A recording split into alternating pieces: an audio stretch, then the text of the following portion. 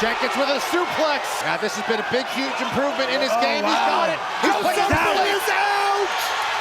Bubba Jenkins with a quick 6. What's up, everybody? Henry Cejudo here, aka Triple C. On this special edition of Fight Feedback, I am going to be going over the semifinals of the PFL playoffs. Bubba Jenkins versus Jesus Pinedo. Guys, this fight is fireworks. Jesus just shocked the world with that infamous kick, that knee that he ended up catching the PFL champion. Oh, body kick landed. Oh my goodness, it's down. It's Pinedo pounded out. But I really want to emphasize that's right on the multiple-time All-American NCAA champ. That's right, Bubba Jenkins. Guys, everybody thinks a lot of these other organizations are the best of the best, but guys, you have an NCAA champ, you have a multiple-time All-American, and Bubba Jenkins. What is it that makes him special? Will this be the year for Bubba Jenkins to become the PFL world champion and win the $1 million? So this fight takes place, that's right, this Friday, San Antonio, Texas. You guys can either watch it on ESPN or you guys can download ESPN Plus. Enough talk. Let's take it to the big screen. Okay, so here we have it. Bubba Jenkins. At this time, he was 34. I want to say he's 35 now. He's an old fart like me. But when I take a look at his stat, I mean, he's not crazy tall. But look at this. Look at that reach, man. A 72-inch reach. That's pretty good. But when I see he's not a crazy tall featherweight. But then when I see this right here, 72-inch reach at both of these guys, I mean, that's a pretty long range. And I love what PFL does with the reach, with the leg reach, because the leg is probably more important even than the actual hands. Anyhow, let's hit the play button. Yo, but you notice that? You notice like, he's either sticking with that jab to, you know what I mean? Like, look, he's covering distance to getting this dude's hands to come up, and then he'll flare it. Boom. Once he gets it to that right distance, Bubba Jenkins is thinking takedowns. Whenever you're in uppercut range, like right there, that little movement that he did right there gave Bubba that confidence to look for that takedown. Boom. You see what I'm saying? Good timing. You guys, as a wrestler, you guys could take notes from this.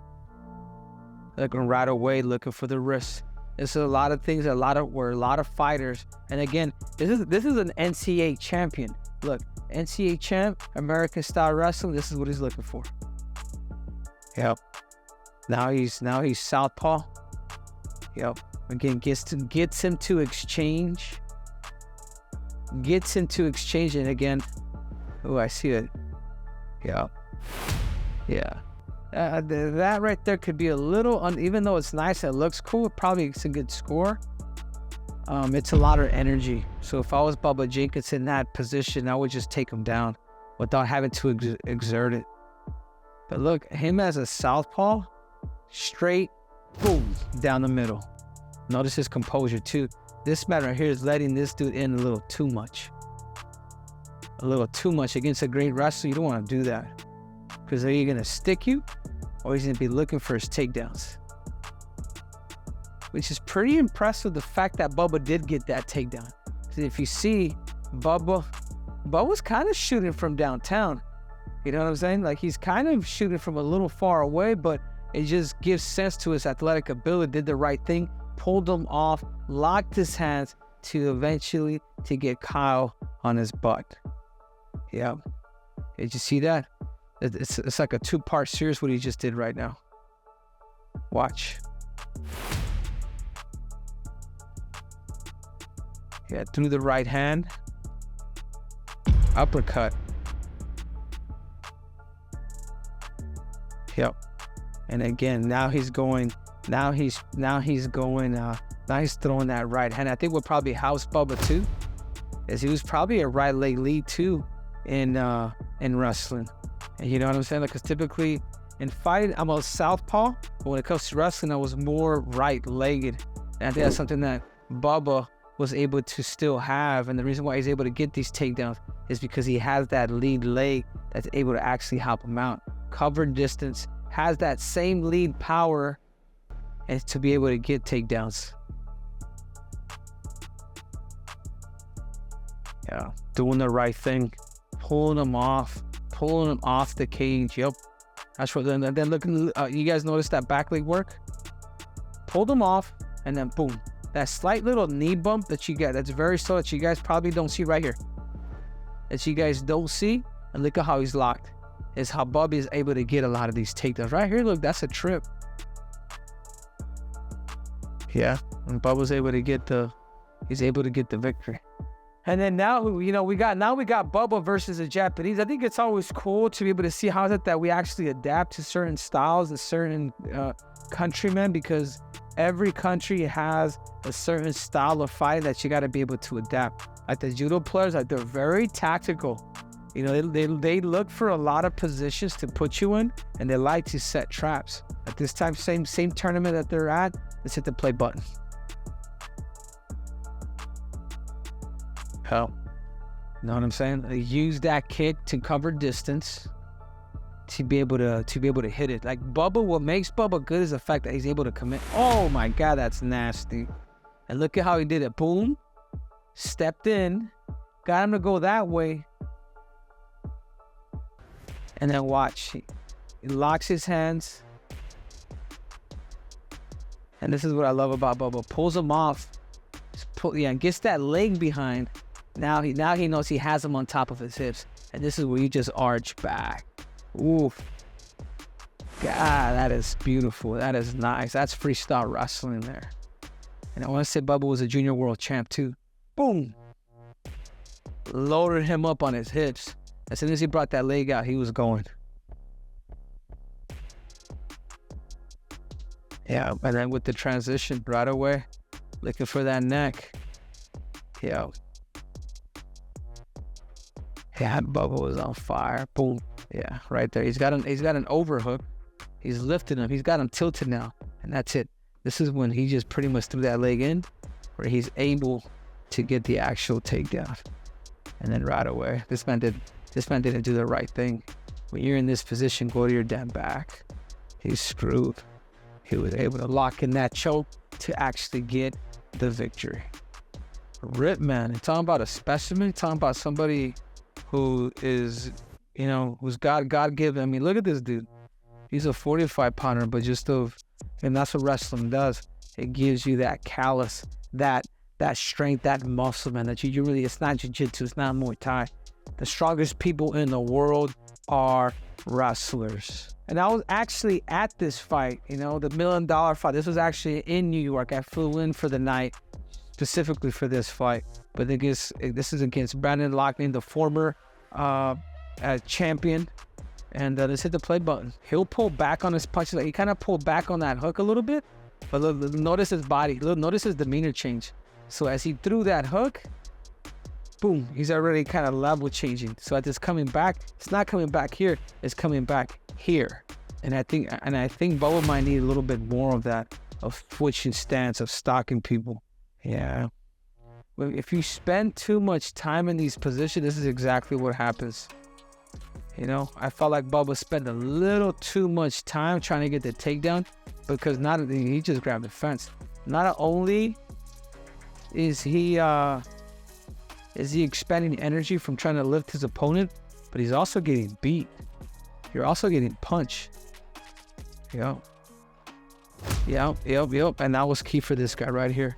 It was these damn leg kicks. I remember that. He was just chopping down his legs. He was chopping Bubba's legs down. Bang! And this dude can kick, man. I saw him put out a lot of people with leg kicks. Moraes, he put out with leg kicks there. Again, same position. You know, Bubba, like, look for your double unders, bro. With a guy like this, like, look for your double unders. Because you're going to be in this position. You're getting more tired than this dude is. You know why? Because this dude's using the cage. He's literally using the cage. The cage is his friend. He's behind the cage. You gotta get double unders, man, on guys like this. There's some guys that you're gonna be able to kind of shuck. You know, that was too many. And that's just what we're showing now. But not now, when he's hurt and he's compensated, this dude's doing a really good job. He did a really good job of bringing the pressure. But there's one thing that I could change from Bubba is his demeanor. I mean, you gotta be able to be in the fight and not just defend yourself. As the fourth round came, in the middle of the fourth is where Bubba's composure just showed too much and the ref seen it off. Look at, you want to study body language.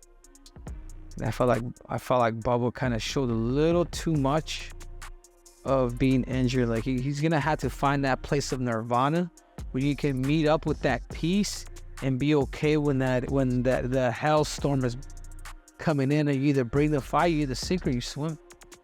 Yeah, $1 million man. But he just lost to Jesus, the Peruvian. So it's gonna be really, really good. But then again, once again, Bubba Jenkins is back. Bubba Jenkins is looking for that $1 million tournament. Anyways, let's hit the play button. Yeah, this is so hesitant. He's so scared. Oh, but your stance tells you everything. Look at him, kind of like super hesitant. Went straight for the takedown. Yeah, there's a lot of leg trips that you could do here, Bubba, rather than, again, another one of those. In a 5-round fight, you got to be careful exerting that energy. You got a beautiful suplex, man. I ain't mad at you. I just want you to win that $1 million. He'll do a good job of lifting you. He'll stack you on top of his hips, and then he's going. Southwest Airlines. And then notice his transition here right away. If these guys stay here, so that's the second time watching fight feedback where he does a really good job of leg riding, of putting the legs in to eventually looking for that neck. And this man did not want to tap. He just went out. And the ref saw enough. It's pretty crazy how in PFL, how you're able to get these refs to get you that damn vision. I mean, look at this dude's face. Like, you know what I'm saying? Sometimes you wonder, oh, he was still fighting. Boom. And then all of a sudden his demeanor, his hand just went limp. And that's it. Yep. And then here we have it, Jenkins versus Pinedo. I mean, this is a guy who just upsetted the guy who really put the brakes on Bubba Jenkins from catching that $1 million. Who is it that more likely is actually going to win? What are going to be the keys for Bubba Jenkins to win the semifinals and then to eventually go off and become the $1 million man? So the number one key that Bubba Jenkins needs to do before he wins that $1 million, let me get a drum roll, is his stance. Why do I say stance? His stance / distance. There's two options for Bubba. Bubba because Bubba's the type of guy that needs to be close to you to be able to take you down, but he cannot be in kicking range. Because if you saw that fight with Brendan Lockname, like I was there live, like the dude chewed up his legs, especially being a southpaw. Man, you're gonna see if a right-handed fighter has a good lead leg kick, man, you're gonna be in trouble.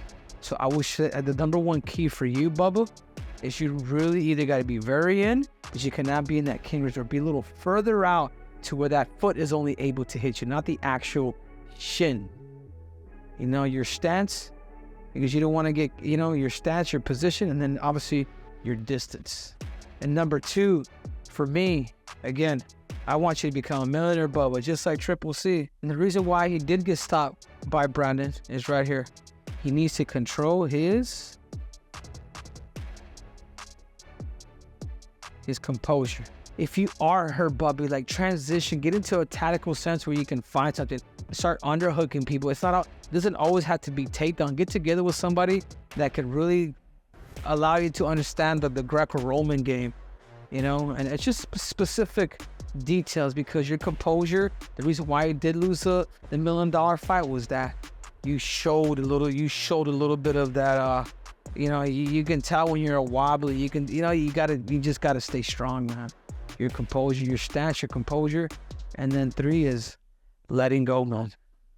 You gotta take risks. Man. You have that God-given ability of being an athlete and having skills, but you have to let it go.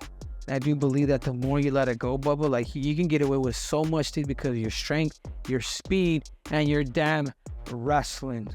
So to sum it up, for Bubba Jenkins to become a millionaire, become that multi-millionaire like he wants to become. Bubba Jenkins, first you got to adjust that stance with that distance. 2, you have to make sure your composure. If you are hurt, you cannot show it. And then 3, let it go, bro. Take risks. You know, second time is a charm.